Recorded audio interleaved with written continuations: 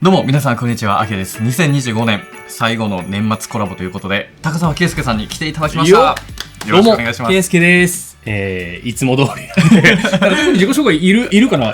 まあ、一応はい。軽く、はい。普段は YouTube でカメラとかガジェットとか旅の話をしております。よろしくお願いします。よろしくお願いします。ありがとうございます。はい。ちょっとまた来ていただいたんですけれども、ありがとうございます。去年出したこの動画、はい、ベストカメラ5選2024年版出して結構好評やったんですよね。で、僕らいろんなカメラ買ったじゃないですか。メーカーさんにもありがたいことにこうね、貸し出しとかしていただいて、いろんなカメラを知った上で今年のベストカメラをそれぞれ5つ決めようじゃないかということで、いいですね。やっていきたいと思ってます。で、これは別に今年買ったカメラじゃなくてもいいんだよね。はい、もちろんです。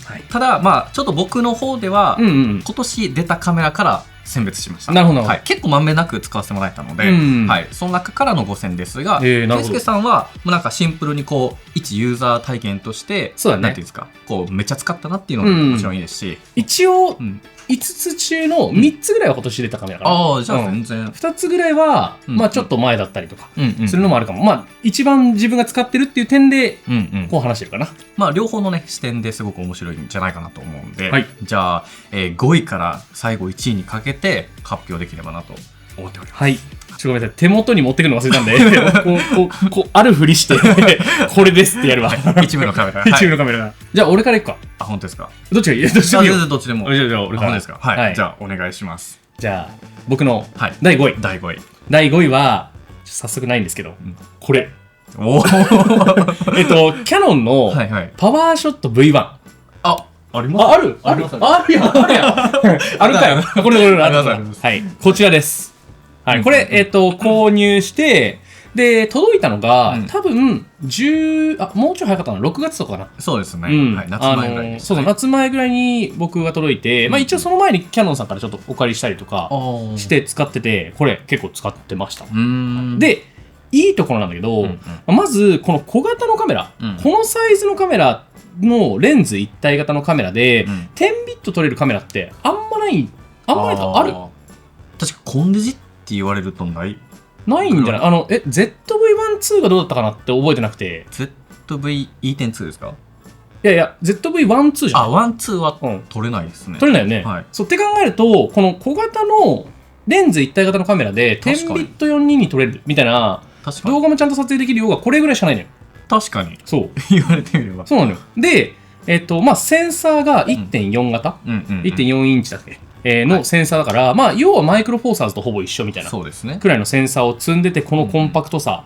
だから、まあ、オズモポケットとかやっぱ普段は使っちゃうんだけど、そのオズモポケットよりちょっと画質よくいきたいなと思った時に、やっぱセンサーの大きさ分こっちの方がいいなと。思っちゃって結構これ使うことも最近多い。なるほど。結構ズームもして使います。ズームしてもちょいちょい使うね。まあレンズ自体がやっぱズームできるから、1650か。50ミリぐらいまでズームができると。で、手ブレ補正とか入れたらまあ6、70ミリぐらいまで動画だとズームができるという感じ。まあ正直写真としては僕はあんまり使ってない。使ってないけど、動画寄りで。そう、動画寄りで Vlog とか使うには結構いいかなと思っております。なるほど。まあ値段もね、超高級ってわけでもないですもんね。10何万とかですよね。一眼カメラ買ってレンズと含めるよりはちょっと安いかなぐらいの価格帯。で、やっぱ個人的なやっぱ推しポイントとしては、やっぱセンサーが大きいのが安心感ある。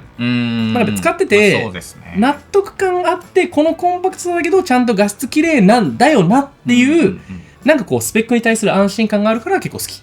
確かにこのサイズであのセンサーの大きさはなかなかないですよね。ない。てか 1.4 型って他になくない？確かに。ほぼこれが独占みたいな。これ独占感じですよね。これだからいいです、僕は。なるほど。ありがとうございます。まあ、いいとこ悪いところは、あきやくんのレビュー動画で。ケンスケさんも出されてます。俺も出してる。はい。ありがとうございます。はい。では、僕の第5位いきたいと思います。はい。こちらです。おー、それか。BF。それか。はい。結構意外かも。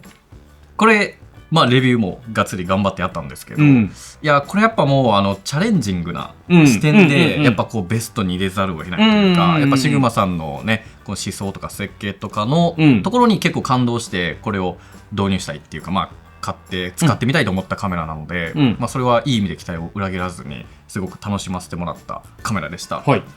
でめちゃくちゃねデザインもいいじゃないですか。デザインいいでブラックもシルバーも展開されてて、もうこのプロダクトとしてのデザインとか最高の、まあ、フルサイズカメラなんですけど、逆に第5位の理由っていうところはなんかちょっとセンサーの選択がもうちょいやったんじゃないかという僕の中で。っていうのもこれ要はいわゆる IMX410 っていう S5-2 とかブラックマジックの 6K カメラとか、めっちゃよく使われた 7-3 とか、よくある2420万画素の多分同じセンサーなんですよね。でシグマって結構レンズ性能めっちゃいいじゃないですか、でレンズとかもすごい高品質に作ってるんですけど、その改造感があってほしかったんですよ、ね、確かにね確かにあんなにレンズをこう付け替えれるからこそ、もうちょい6100とかのシグマ FPL みたいなものを入れた方が、まあもちろん排熱がしんどいところはあると思うんですけど、まあよりこうねちゃんとこうバキバキに楽しめたんじゃないかというちょっと惜しいところがあったんで、まあ一応5位というところにはなってるんですけど、ただこれを出したという意味、なんかこう今までなかったところにチャレンジしてるというところが感動したので、これはちょっと絶対ベストには入れたいな。確かにね、なんかこれはさ、俺らこう発信者側としてもちょっと応援しなきゃいけないカメラとかあるよね。そうなんですよね。そう本当そうです。そうなんかやっぱこういう少し特殊なことというか、こう新しいことをしてるものに対してもっとポジティブにちゃんと発信していかないと、まあやっぱ全部こう見て全部黒でこういやほんまそうですよ。似たようなカメラばっかだったらやっぱつまんないから。いやそうカメラっていう常識を本当にね、一回忘れて作ったんじゃないかっていうぐらいの、今までに縛られずにこう設計されたんじゃないかっていうところで、しかもこれがね日本メーカーっていうところが、しかもメイドイン会津というね、福島県で作られていて、いやこれはメイドインジャパンを応援したい。確かにね、そういうところもあって確かに BF をフォーカスさせていただきました。っていうのが僕の5位です。いいですね。じゃあ第4位いきましょう。第4位はちょっと古いカメラで、俺去年ももしかしたら同じ紹介をしちゃったかもしれないから覚えてないんだけど、まあもうここに次は本当にないカメラでハッセルブラッドのフィルムカメラ、やっぱ今年もめっちゃ使ったから、500cm っていうカメラ、それをちょっと4位に持ってこさせていただきました。あれですよね。いやあれめっちゃいいのよ。でね買ったのは結構前、まあ言うても去年一昨年かな、くらいだと思うんだけど、に買って、でカメラってどんどん新しくなるやん。で最近のソニーのカメラとかもすげえいいな面白いなって思うんだけど、最近やっぱ Vlog とか動画撮ることが結構多くなったから、なんか写真がね、ちょっと集中できなくなってきたのよ。ソニーのカメラで動画を撮れるって思っちゃうと、そうなんか動画撮りながらついでに写真撮るみたいな、そんなスタイルで結構旅行することになっちゃってて、でそうするとなんか写真のクオリティがちょっとまあ上がってかないじゃないけど、こうグッと集中できない瞬間が多いねんな。で、そんな時にこうハッセルブラッド使う時に所作が多いのよ。まあ言うとフィルム入れる、でフィルムとの間の銀盤っていうのがあって、ハッセルはそれを取る、巻き上げる、上から覗く、ピントを合わせる、露出を合わせるシャッターだから、なんか取れるまでの工程が多いんでね。でこの取れるまでの工程が多いって最初マイナスだと思ってたのよ。要はそのすぐ撮れた方が絶対いいやんって思ったんだけど、この撮れるまでの工程によって写真になんか深みが出てる気がしてて、なんか楽しさも上がってるし、こう写真に集中できる感っていうのもすごく上がってるから、そのハッセルブラッドがいいっていうか、まあ、フィルムカメラのその体験っていうのは一回使ってみると、結構こうなんだろう、写真のクオリティにも関わってくるんじゃないかなと思ってて、結構自分のなんだろう写真感を変えてくれたカメラとして、このハッセルブラッド 500cm。なるほど。でもあれって本当の 6×6 の中盤じゃないですか。だからめちゃくちゃお金かかるじゃないですか。めちゃくちゃかかる。ブローニーのフィルムですね。めっちゃ高いんですよ。めっちゃ高い。そこどう思いますか？いやもうね上がれと思ってる逆に。もっとそうもう上がっても俺しか撮れるやついなくなれと思ってるから。逆にねそれ一個の差別化としてしまえるぐらい。そう。でも確かにめっちゃ高くて、1本まあトータルで5000円ぐらい。だから12枚5000円。1本1枚500円ぐらい。高い。ワンショット。ワンショット500円って感じ。そう本当に。そんな感じのカメラですね。なるほど。ありがとうございます。じゃあ第4位でしたね。じゃあ僕の第4位いきたいんですが、これですね。ルミックス S1 Mark II でございます。ちょっと R の方では僕はないんですけど、はい、これは今年の、夏の前4月5月ぐらいに出て、はい、ちょっと僕も PR で、いろいろと MV とかレビューとか作らせてもらったんですけど、やっぱこれはね完成度良かったです。 S1-2 はい S1-2 です。はいはいはいはい。まあ、やっぱり感動的なものはあるかと言われたらちょっと難しいんですけど、まあ、写真も動画もめちゃくちゃ高品質に撮れますし、まあ、あとは自分が久しぶりになんかミュージックビデオの制作を実践でまたがっつりやることになったカメラでもあったから、やっぱこう今この2025年の最新のカメラ使ったらこんな無限に表現できるんやっていうのが感じれて、まあ、それこそ水中に持って入った時に、まあ、4K120 フレームとかで撮ったら、なんかめちゃめちゃもうノイズも少ないし、もう全然これでいいやんみたいな、はいまあ、それがスタンダードになってきたっていうのとか、あとはこのチルトっすよね、ルミックスの。いやそうね、フリーチルト。これでかいっすよね。これね。あとはなんかこのロック機構とかあるじゃないですか、こういうのもやっぱ気使ってるというか、やっぱありがたいんですよね。他のボタンを操作しても誤操作防いだりとか、なんかルミックスは結構単純にこう業務としてのことを本当に考えられたカメラだと思うんですよね。なので僕はめちゃくちゃやっぱこれは今でもすごく好きなカメラだし、あとアリログ C3 ですよね。俺まだ入れてないんだよね。入れてないですか？入れてない。いや入れなきゃと思って入れれてないね。マジか。やっぱやばい。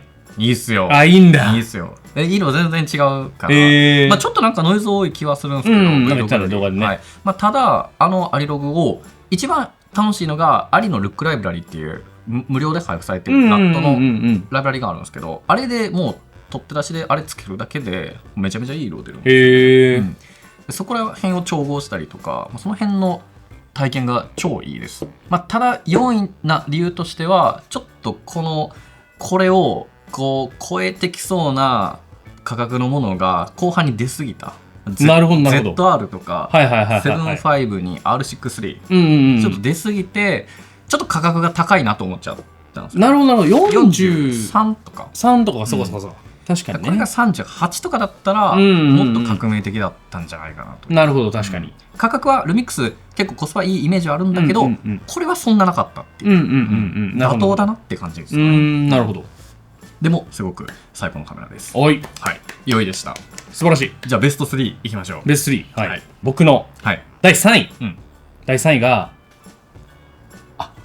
これこれ持ってき忘れちゃった。アルファ1マーク2です。これはね、いやもうね、なんだかんだ今年一番使ったカメラなんですか、これ。そうなんですか。これよ。もうずーっとこれ。そうなんや。YouTube とかもこれですか？YouTube はもう据え置きで α7C2 が置いてあるんだけど。なるほどなるほど。もう旅行に行くときはもうこれ。そうなんや。これにします。外ロケというか、撮影はこれなんですか？9割これぐらいのレベルで、なんでかって話なんだけど、もう高いよ。まず90万とか100万近く、99万ぐらいですね。ソニーストはそうするから高いんだけど、やっぱ動画も写真もどっちも高水準で撮れますよね、っていうのがやっぱ一番大きくて、で僕の場合はやっぱ旅行に行って、さっきも言った通り Vlog を撮る、旅行でこう動画を撮る、でその合間とかで写真を撮ったりとか、例えば星の撮影をしたりとか、こう風景撮ったりとか、やっぱバッチリと写真を撮りたいんだよね。こうしっかり腰を据えて、でそうなった時にやっぱり α7C2 とかだとちょっと心もとない。言うなら1個はその α7C2 とかだとローリングね、ちょっと読み出しグワグワするじゃん。そうですね。だいぶ歪みますからね。あれでそれが比較的かなり少ない。そうですね。めっちゃ少ないですね。めちゃくちゃ少ない。だからそういうのとかもいいし、でさっきアキヤ君も言ったけど、これねバリチル、これやっぱ便利。ちょっとねルミックスより心もとないのよ。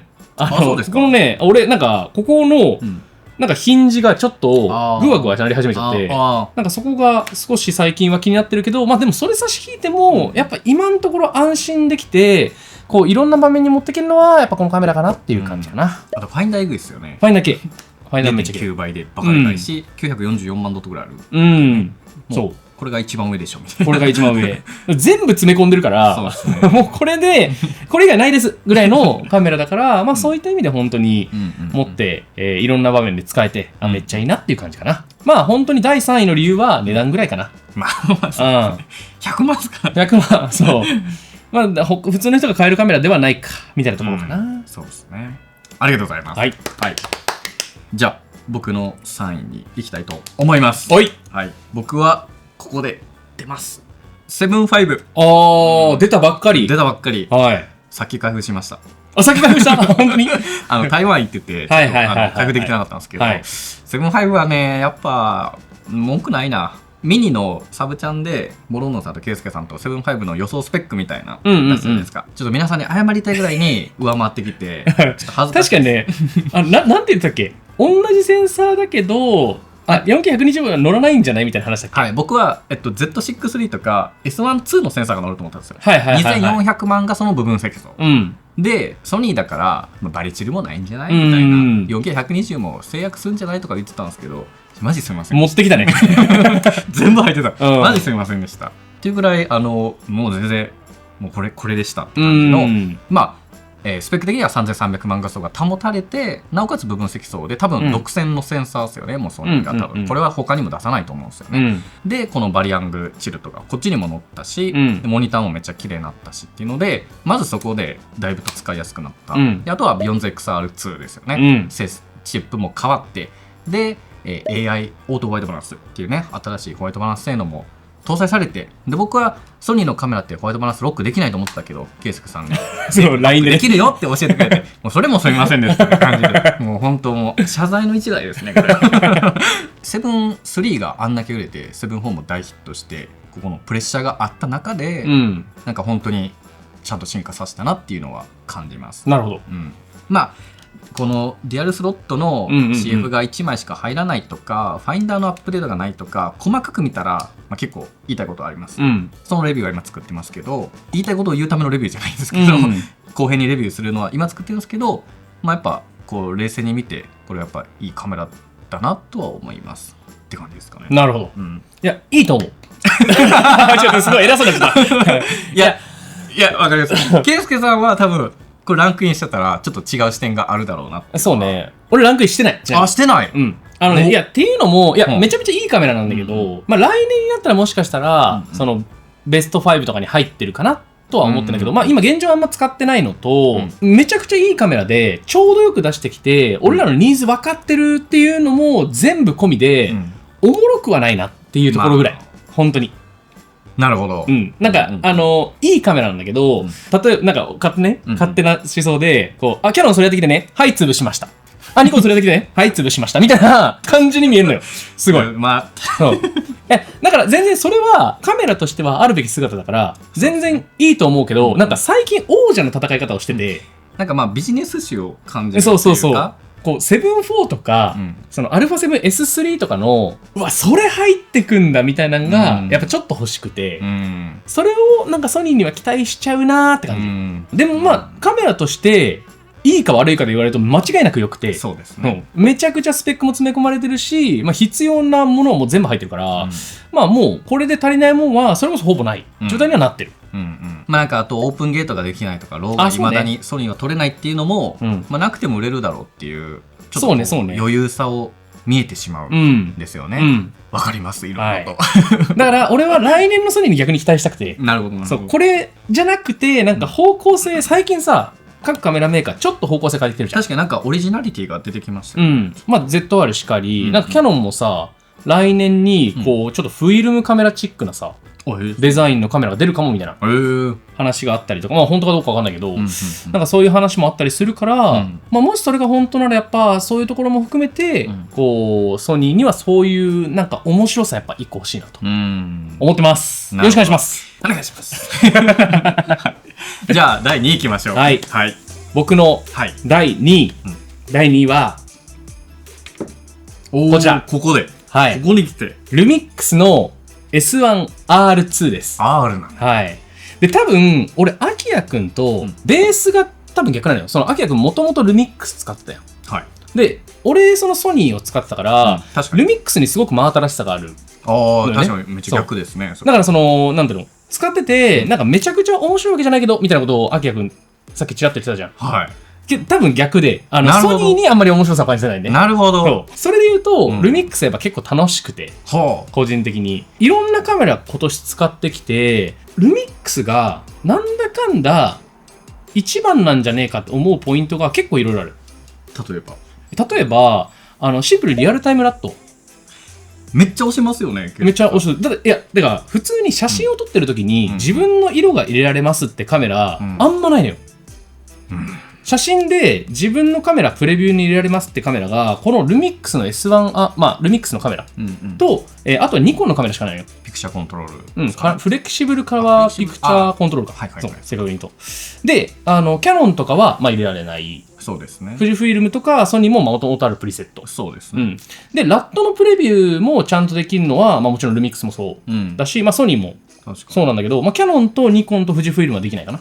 うまく写真にラットが入れれるのが多分ルミックスだけですよね。そうね、写真にラットが入れれるのはルミックスだけ。一応ニコンがその専用で作ったプリセットを入れられる。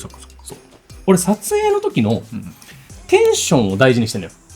撮る時にどんだけ気持ちよく楽しく撮れるかっていうのが結構一番大事ってなると、アキヤ君は多分外部でさモニターでプレビューしたりもすると思うんだよね。そんなことしない？最近はないですけど。ないですなかったですなんか僕多分違うなと思うのが余白が欲しいんですよ。撮影時にこれっていうのを決めたくないタイプなんですよ。だから編集でいろいろ変えたいっていうそのスペースが欲しいから、撮影時は普通でいいと思っちゃう。いやでもさ、そのさ撮影時のテンション違くない？これ俺だけかな。そのなんか後で編集するのよこれは。俺もこれ編集する。編集するんですか？編集はするけど、JPEG の色を一旦普通にいい色で撮りたいって話。楽しいですよね。楽しさがやっぱ欲しいなと思って、こうカメラで見てる時の、うわこれこんな色で撮れてんだみたいなテンションで、それをその後ちゃんと編集して、それがあの色にもできるし、いやいや違う色にもできるやんっていうのが楽しくて、でそれ写真と動画どっちもできるのはルミックスだけなんだよね。ルミックスだけ、ほぼルミックスだけ。あとは本当にこういろんな点見てくると、例えばバリチルであるとか、オープンゲートが撮れます。要は縦長の動画も一応撮れます、とか、あとは普通に色味が綺麗とか、なんかいろんな部分見ていくと結構ルミックスって実は強いんじゃねっていう、いろんなメーカー見てると強いんじゃねっていう点があって、だから割と俺今ルミックスをしちゃうんだよね。でただ一点そのやっぱ動画で使ってておいおいと思うのはこれね、外部マイク。それほんまにそれマジではよ出せっていう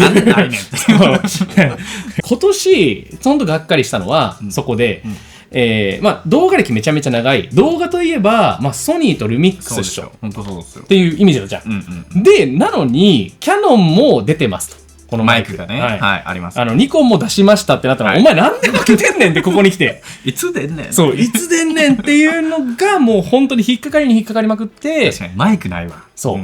今年はね、それであんまり使う機会が正直減っちゃってたんだけど、それが出たら、結構グググって上がってくるから、その期待も込めての2位です。早押しろ。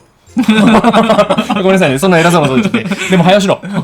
本当に。なるほど。いや、めっちゃそうですね。僕、ルミックスめっちゃ使ってたから、ソニーのいろんなカメラが新鮮っていうのは確かにあって、でもよく考えたらルミックスめっちゃおもろい機能めっちゃあるし、最近プロレスローあるじゃないですか。で、ダヴィンチ今対応してるから、プロレスローもエグいんですよね。確かに。もう1個 GH7 とか S1-2 で1個いいし、あと、中盤の1億画素持ってるハッセルの X2D2 とか、あと GFX とかでも使える65対24っていうアスペクト比で撮れたりするんですけど、あれはフィルム2コマ分をガチャってこうくっつけて X パンとかちょっと横長の表現ができるみたいな、そういうアスペクト比で撮れるっていうのがそういったカメラにはあるんですけど、こいつ入ってるんですよね。そうなんだ。ルミックス S1-2 にも入ってて、R2 もあったはずなんですけど、写真その65対24っていうめっちゃ横長のシネスコみたいな、シネスコっていうかパノラマみたいなの撮れるんですよね。多分写真で。写真か。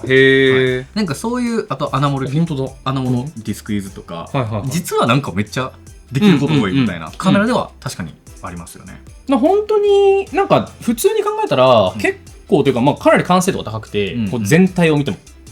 カメラ俯瞰して全体を見ても完成度が高くて、本当足りない部分はマイク。くらい、もう一個言うとちょっと動作のもっさり感、気持ちの、オートフォーカスももうだいぶ良くなったから、そうですね、許容範囲だとして本当にこうもっさり感だけなんかプレビューに行くときにピュッて止まるみたいなくらいが気になるかな。それ以外は大満足です。なるほど。ありがとうございます。はい。じゃあ僕の第2位いきたいと思います。はい、どうぞ。これです。あ、それなんだ。はい。これね、めちゃくちゃいいですよ。それっていつ発売？今年？今年。それ今年なんだ。ワンチャン去年？わかんない。覚えてない。俺全然知らない。今年のめっちゃ上旬やった気がするんですけど、これ、ルミックスの TZ99 というものですね。でフラッシュ搭載で、これ、バリアングル、違う、チルトでできて、180度フリップすんだ。はい、180度から自撮りもできるし、これ、ズームがめちゃくちゃ良くて、720mm までいくんですよ。すごい。はい。まあ、普通のコンデジなんですけど、正直画質は全然です。まあ、GR とかなんか絶対綺麗なので、画質を求めたらダメなんですけど、サクサク感がやばいのと、あと、コダックの FZ55 ってあるじゃないですか。あれのいいカメラ版。なるほど、なるほど。わかりやすい。わかりやすいな。ちゃんとコンデジで使える。フラッシュもある。で、あれよりは画質いい。で、ローも撮れる。で、動画も撮れる。っていうので、6万台。安い。ただちょっとなんかルミックス値上げしたみたいで、そうなんだ。7万乗ってましたけど、ちょっと一応6万台で出たっていうので僕は評価します。であとね USB-C なんですよね。いいねいいね。これもめっちゃいいしっていうので、僕これパリ行ったんですよ最近。フランスとかドイツ行ってこれをパートナーと一緒に使ってたんですけど、その用途でめっちゃいい。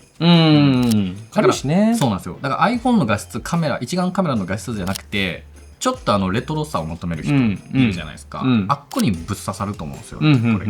で、安いし、なんか質感結構良くて。いい。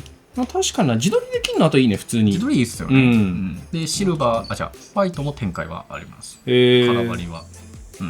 これめちゃくちゃ良くて、作例今多分いろいろと出てると思うんですけど。タッチもできるんだ、ちゃんと。はい。いいね。めっちゃ欠点は、普通に撮ってる時にフラッシュを指で隠してしまうんですよ。なるほどね。これか。これか。絶対もっと真ん中につけるべきなんですけど、細かいところを見ると結構あるんですけど、めっちゃ楽しいカメラです。細かいところ見るカメラじゃないもんね、これ。そうですね。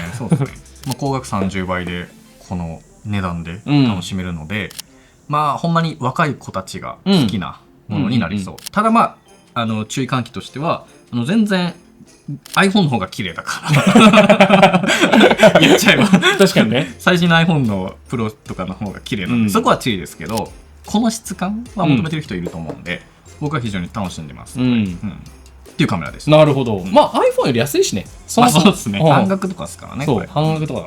TZ99 でした。はい、素晴らしい。ありがとうございます。じゃあ第1位ですかね。第1位。はい。いやちょっとね、第1位悩んだんだけど、これかな。RX。1R3。マジ？そうね、なんかね、悩んだんだけど、まあ、これかもって思ってる。っていうのも、ちっちゃすぎる。確かに。もう、めっちゃちっちゃいな。なんかね、選択肢が増えたな。なんか、一眼カメラって、こっからここに乗り換えても、まあ一眼やなって思うやん。なんかライフスタイルにそんな変化ないみたいなところが結構あるけど、これもそうかもしれないけど、要はフルサイズっていうめちゃくちゃいい画質、もう圧倒的な画質でこのサイズで撮れるっていうのが結構やっぱ革命で、でも値段はねちょっと恐ろしいそんな60万ぐらいする。いや、そんな値段させんなやとは思うんだけどただもう買っちゃったんで僕は。そう買った後はもうそんなもう値段なんて気にしないじゃん。まあそうですね。買っちゃったらね。そう。結構これ持っていろんなところに旅行に出かけてる。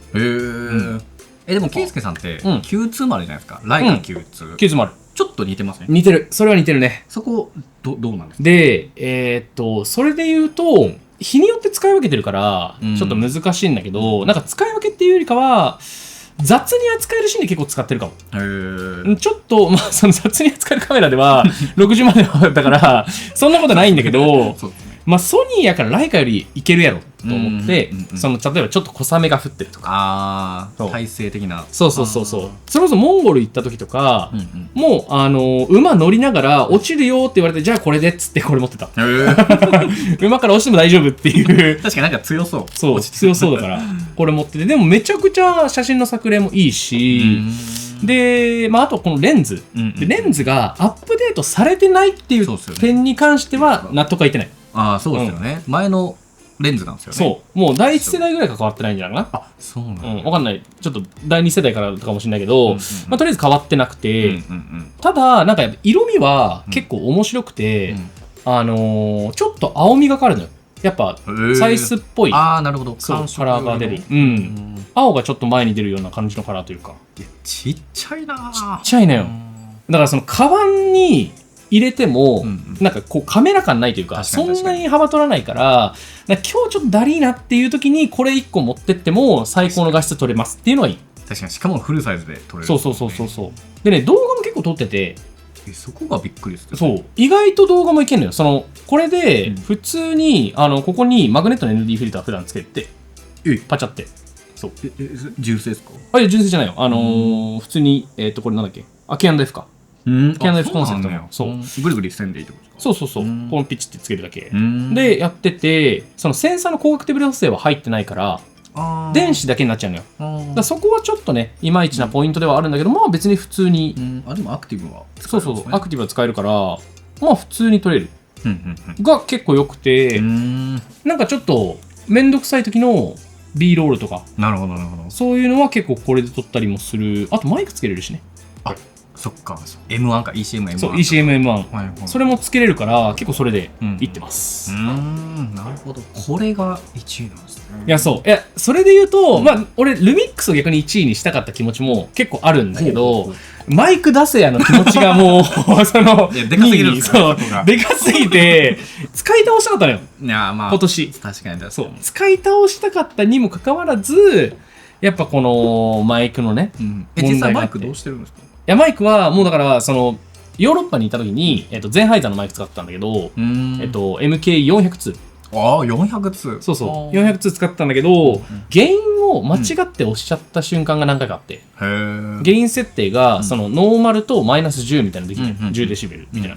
で、それでめっちゃゲイン低かった時が何回かあって、それで音取れてないみたいな。なるほど。とかがあるから、やっぱ、こう、そう、ちゃんとゲイン調整ができる純正のマイクが欲しいなっていう。間違いないですね。もうワイヤレスケーブルレスですからね。それでいっちゃいたいですよね。でまあその点でこう上位にキュッときたって感じ。なるほど。繰り上がりです。繰り上がり1位。いやー、ちょっと欲しなって思ったな。いや、結構いいよ。やっぱなんかちっちゃいって正義だって思ってる。まあ、ソニーにしか作れないですよね。そう。本当にそう。このね、コンパクトさは。まあ、本当に強いて言えば、光学の手ブレ補正さえ入ってれば、もう、ちょっと、あとさ、2ミリぐらい大きくしてもいいから、そう。マジで、それさえ入れてくれれば、結構パーフェクトなカメラになったんだけど、まあ、それが入ってないのだけ言いたいね。なんでやねんって思ってる。じゃあ40万にしてくれって思った。まあ、確かに。ちょっと価格は高いですよね。なるほど。ありがとうございました。でした。はい。じゃあ、僕の1位決めたいと思います。それが、こいつでした。あ、そっち？ニコン ZR ですね。ちょっとおもろいな。これちょっと待って、おもろい。はい。いや、予想外だった。普通に。予想外。普通に。もう全然これですね。ZR。やっぱね、安い。安いね。30万いかないぐらい。いかないぐらい。全然課題はあるんですよ、このカメラも。やっぱログ 3G10 の、要は、レッドカラーが、まあ、撮れるようになって、レッド、ローも撮れるようになったんだけど、それがロング GOP とか、オルイントラでは撮れない。もうローでしか撮れないっていう、致命的なファイルサイズがでかすぎる問題はあるんですけど、それでも、やっぱこれは、出てきて、良かったカメラだと思うんですよね。なるほど。まあそうだね。やっぱり映像業界をなんか再定義したような感じがしています。まずこのモニターが4インチ。いや、めっちゃでかいよね。これさ、この発想が素晴らしくないですか？やっぱモニターをでかくするって多分どこもやってなかったことなんだけど、めちゃくちゃ大事で実際できちゃったし、で動画って別にそんなボタンめちゃくちゃなくても、ワンマンで撮るぐらいだったら全然十分いいし、でなおかつローが3つあるんですよね。撮れるローが。プロレズローを、レッドの R3D-NE のローを、で、N ローか。この3つの選択肢もあるので、頑張りたい人にとってはめちゃめちゃいいカメラだと思う。なるほど。なんか僕とか、ケイスケさんって多分いろんなカメラあるから、こう、もうその時に応じたものを使ったりすればいいんですけど、やっぱり学生とか、なんか本当にいい作品を作りたいみたいな人にとって、これをこの値段で買えるって結構やっぱすごくいいことと思うんですよね。確かに確かに。でなんかニコン的にこれをなんかビジネスとして出してるっていうよりかはもうシェアを取って、でこうしっかり映像をもう誰でも高品質で撮れるんだと、その手段を与えてるようなカメラな気がしているんですよね。正直利益はそんなに出てなさそうなカメラではあるんですけど、やっぱこのソニーとかが一強の時代にボンって出してこう値段じゃなくてやっぱ動画撮りましょうよ皆さんっていうそのメッセージみたいなのを感じて、いや熱い。まあ熱いよね。熱いです。熱い。まんま忖度は全然したくないですけど、こう自分で買ってますし、課題はねもう本当いっぱいあるのでレビュー動画見てほしいんですけど、やっぱトータル2025年出たもの、印象的だったもので今後期待したいものはやっぱこれですね。確かにね。今後この攻撃を期待したいし、やっぱその今後アップデートでローだけじゃない10ビットとかの H65 でも撮れたらもっと話変わってくるしみたいな。であとね大きいのがこれ使ったらやっぱローがいいってなっちゃった。それはそうね。それはそう。だから今ルミックスも撮れるし、ニコンもキャノンも撮れるじゃないですか。キャノンもこれこのキャノンのロー撮れるんですよね。C50 とかもシネマローライト撮れて、ソニーやっぱ撮れないじゃないですか。撮れない。ってなった時にやっぱローめっちゃ綺麗だから、ロー撮りたいなって今なっちゃうんですね。なるほどね。結構ここ ZR で教えてもらった感じがしていますね。ケイスケさん的にどうですか？ ZR 買って分かった。はい。これはいっぱい言いたいことがあります。僕は。いや ZR はすごくいいんだけど、やっぱローが前提になるカメラじゃん。はい。結構、Vlog とかでも撮りたいみたいになってくるとローで一回撮ってみたんだけど、1日500ギガとかいくのよ。全然いくですね。そうで5日間とかいったらさ 2.5 テラやん。そうさすがに回せないなと思って、だからなんかもうちょい軽量化をするポイントが欲しかったりするかなと思う、けど確かにアキラ君が言った通りこのカメラ自体のそのチャレンジングなところとか、面白さはめちゃくちゃいい、と僕は思ってます。なるほど。結構比較的同じ意見というか、いろんなカメラが出てきた中でいい試みでしたよね。そうだよね。ZR というのは。だそのさっき言ったソニーにない面白みっていうのは絶対ある。そういった意味ではめちゃくちゃニコン ZR はいい。っていうところで、僕の1位でしたね。はい。